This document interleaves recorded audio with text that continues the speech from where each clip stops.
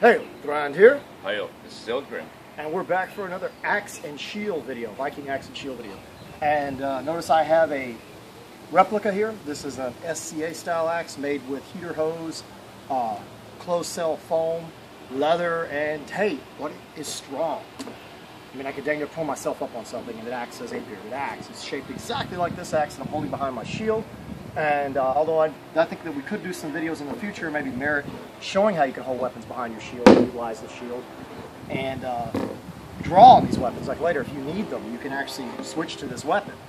You know, it's right here. But other than that, I don't think it merits it right now. It's just showing that you can do that, is hold something behind your shield and still utilize it. But we're using this because it's safer. We're going to go back to the disarm techniques. Demomanchaos brought up some stuff. We want to start off with that, and then we're going to show the next technique in actual disarming with a bearded axe, or either that, or beaked axe or horned axe, where you have the points at the top and the bottom. Which this axe here, I consider it more of a work style axe that was utilized for combat as well with the beard. Then later century, you have the much lighter, thinner blades that are broader for cutting, and you have the thrusting tip as well as a hooking or a sharp point on the back as well. Right now we'll work with this one. This is our bearded axe, and Eldgrim's ready, and we'll start off with some techniques. Hey, Demomanchaos, you had brought up that the longer beard or longer beak at the bottom, that you could possibly just wrench or twist the wrist and pull it out of the hand. And like, if you just hold the blade straight out, I'll just show this. Let's say you caught it and you had a two-handed axe, like you have much longer, and you get a hold of it with the actual bind, and you pull.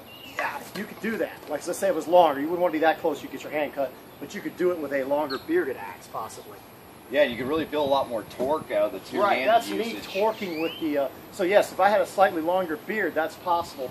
But I also think maybe you were talking about, I want to find out which one, if you're talking about steel reenactors, a lot of times the Viking steel reenactors have a much smaller shield like than this, because they don't fight with the shield in a position like this and follow the lines and so on, you know, and switch the shield around a lot. They tend to have smaller shields because they hold them to protect their body mostly and their weapons up high. Now they do use the shield to block high and stuff with, but a lot of times they'll do the technique because they're used to throwing blows in this kind of manner, like if he's got a shield down and I'm going to hit him. Now, if I'm going to hit him, yeah, they'll cut, but they don't want to hit as hard as I'm hitting.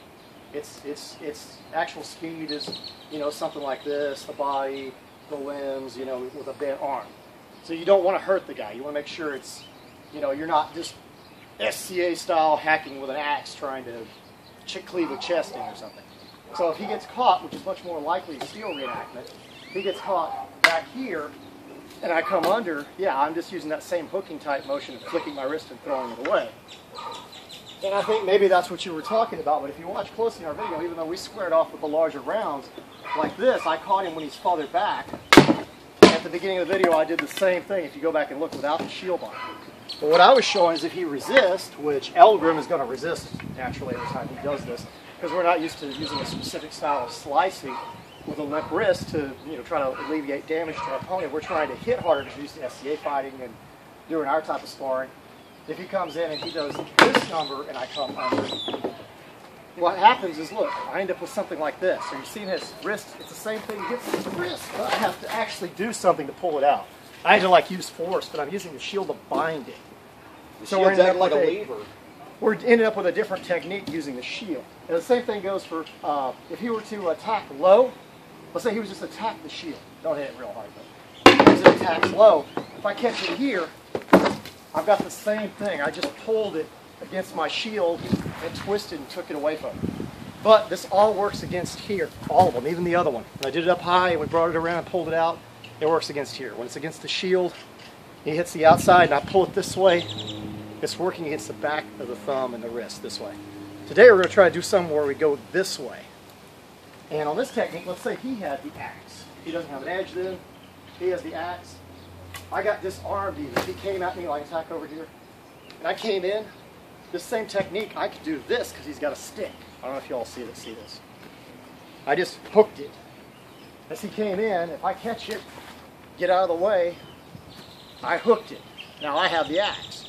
It's the same technique we're going to be doing today, except what's going to happen when he hits the shield, I'm going to hook with the axe and use the shield to do the same motion. So we'll give him the sword back. And I consider this a different technique. Let me get these glasses out of the way, they're hard to come by something.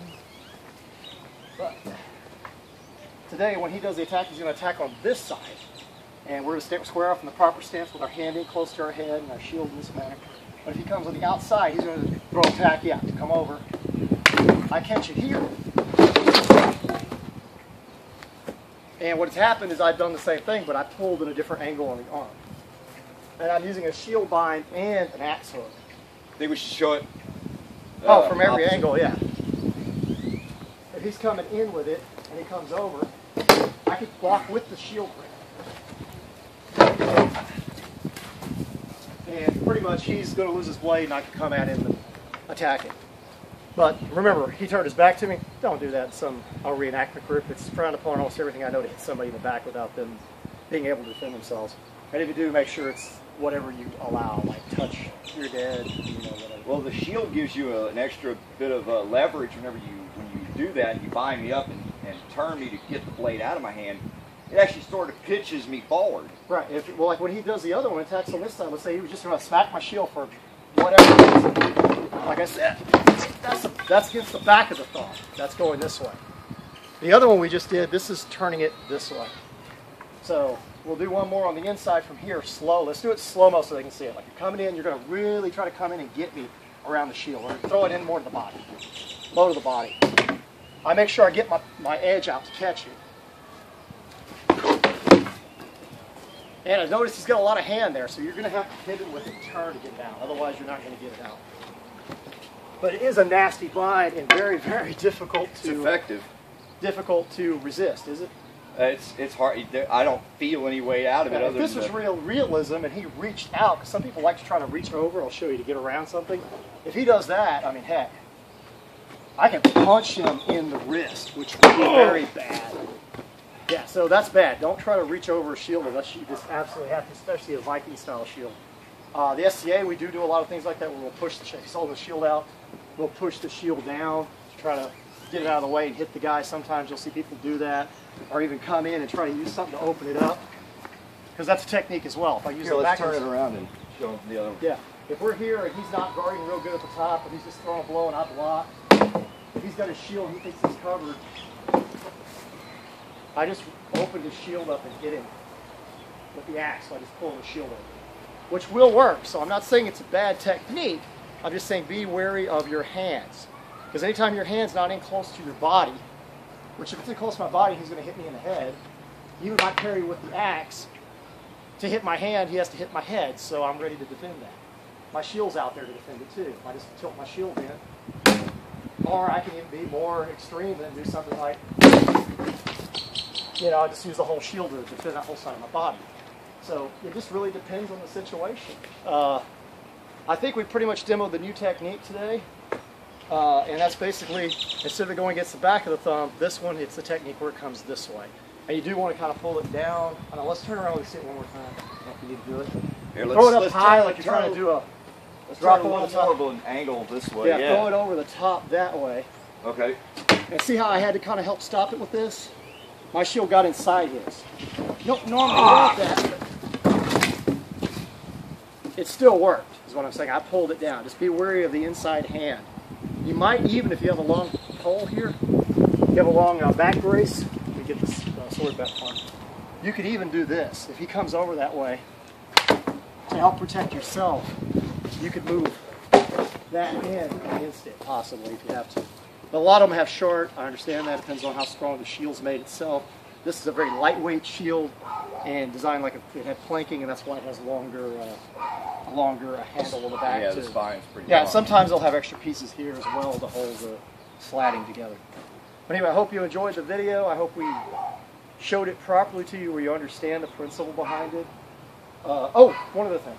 That outside blow, if he does do the outside blow, like on the bottom of the shield, you could even come up this way. You see the way I hooked under? I didn't bring that up last time. He threw it for a mile, and sometimes I think that would be even better depending on the blow. If he's throwing like low towards my leg or something, and I catch it on the shield, if I'm able to do this, like come up and catch it. Look. what ends up happening is I get a much smoother against the thumb, pulling it straight out. But remember, that's an outside shield attack, and the only time he's probably going to do that is if he thinks that leg's open, and you raise your shield or something, and you catch it on your shield and do such a thing. Sorry, is your hand all right? Oh, I'm fine, yes. But remember, if this was a real fight, yeah, now I'm talking about real, you would be coming back with your attack instantly right after. Show him the counter. Shield. Yeah. Any given time, you can brace your shield or whatever you need to do to keep him from exploiting. Yeah. But anyway, I think we've got it pretty much covered today. See you all later, and I hope you all enjoyed the video.